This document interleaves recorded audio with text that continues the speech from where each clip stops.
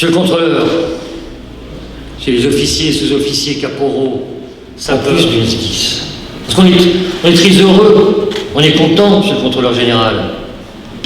Mais je me dis, il y a combien de casernes qui mériteraient aussi, entre guillemets, d'avoir des locaux pareils, d'avoir des lieux de vie pareils, d'avoir une tisanerie comme vous avez. Pas que. Je pense que aujourd'hui, et ça a été rappelé de façon tout à fait élégante par la présidente, le SDIS n'a pas de prix. Et monsieur le président de l'Union départementale, vous le savez, vous qui êtes au contact, bien entendu, de la réalité, mais surtout aussi qui faites le lien avec les anciens. Vous voyez bien que les choses évoluent, mais pas parce que c'est obligatoire. On ne peut pas faire autrement. Monsieur le contrôleur général, j'étais encore cette nuit et ce matin avec le drame que nous avons vécu à Meaux, de cet incendie, 31 victimes, 2 personnes décédées, une 3e entre la vie et la mort. J'ai là que j'ai pu voir encore l'efficacité de nos services. Comment voulez-vous faire des économies? Comment pouvons-nous penser faire des économies sur le SDIS? Bien sûr, quand vous venez me voir avec Isoline, j'ai toujours cette moue en disant trop c'est trop, mais quelque part, on ne peut pas faire autrement. C'est pas pour ça, monsieur le contrôleur général, qu'il faut doubler la demande. Et simplement pour vous dire que cette volonté est d'assurer un service de qualité sur l'ensemble du territoire, en zone urbaine, en zone suburbaine, en zone rurale. Ma chère Sandrine, c'est aussi la marque du SDIS 77. Car notre volonté, quelles que soient les politiques que nous menons d'aménagement de notre territoire, nous devons sans cesse avoir en tête l'équilibre entre le nord, le sud, l'est et l'ouest. Chose qui, bien longtemps, a été oubliée. Pas pour nos pompiers. D'ailleurs, aujourd'hui, nous devons d'être les garants du maintien de l'ensemble de nos casernes sur tout le territoire. On pourrait avoir, là aussi, cette tentation de dire on va enfermer, on va faire des économies. Fausse économie. Et vous le savez bien, que ce n'est pas du tout, entre guillemets, mon objectif. Mon objectif, justement, il y a cette présence. Mais parfois, la plus petite commune où je suis allé, les sapeurs sont là, présents. Comme ça a été dit, Isoline, ce lien très fort entre nos maires et le SDIS, entre nos présidents de communautés de communes ou de communautés d'agglomération et le SDIS. Oui, c'est ça aussi qui nous permet tout simplement de travailler en équipe. Car tous ces défis qui sont les nôtres, qui sont devant nous, nous ne pouvons les relever qu'en équipe. Et monsieur le préfet, vous le savez, c'est la raison pour laquelle j'ai toujours dit que nous ne pouvons pousser les lignes, que l'État, la région, le département, les présidents de communautés d'agglomération ou de communes, les maires, si ensemble nous travaillons, si jamais dans la chaîne nous avons un maillon faible, tout peut être mis en cause. Eh bien, c'est là que nous devons être les garants.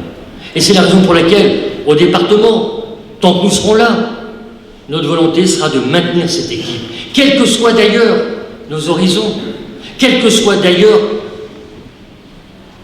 la vision que nous pouvons avoir de nos territoires. Car les premiers bâtisseurs de nos territoires, les premiers aménageurs de nos territoires, ce sont nos élus locaux. Et nous devons, encore une fois, là aussi, être présents. Pas simplement, ma chère Isoline, sur la construction de nos casernes de sapeurs-pompiers, mais sur l'ensemble de nos politiques contractuelles. C'est la raison pour laquelle le budget du département sera voté dans quelques jours. Nous maintiendrons la même enveloppe pour accompagner nos maires, nos présidents d'agglomération, nos présidents de communes, comme nous maintiendrons le même budget, voire un peu plus élevé, mon cher Bruno, pour le SDIS. Car encore une fois, nous ne pouvons pas faire autrement. Et je voudrais ici, bien sûr, souligner le travail qui est fait par nos professionnels, par nos volontaires. Là aussi, je sais le débat qu'il y a. Je connais, entre guillemets, les revendications qui peuvent être là, légitimes, avec simplement parfois la réponse qui n'est pas attendue. La seule chose que je demande, même si ça ne me regarde pas, c'est qu'on explique les choses, qu'on dise pourquoi à un moment donné on dit non.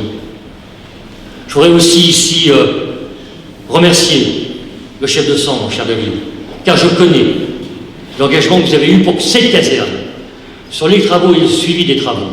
Je connais votre engagement.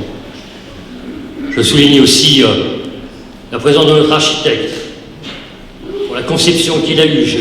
Je suis maintenant à plusieurs inaugurations de casernes. J'aurai, la prochaine sera l'ANI, Madame la Présidente, et peut-être après-demain Montreux, Monsieur le Contrôleur Général.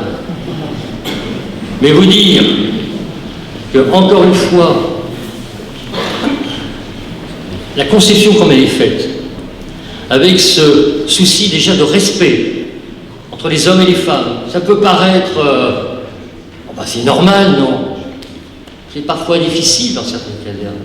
Et aujourd'hui, notamment, nous allons refaire des travaux sur Bourron-Marlotte, c'est pour répondre à ce besoin, justement, de respect. Je veux dire aussi que beaucoup de nos sapeurs passent un temps important ici. Et que je suis très vigilant sur la problématique de la tisanerie, de la salle de repos, mais aussi du couchage. Ça peut paraître anecdotique, mais c'est aussi des moyens, entre guillemets, de fidéliser nos sapeurs, et notamment nos sapeurs-pompiers volontaires.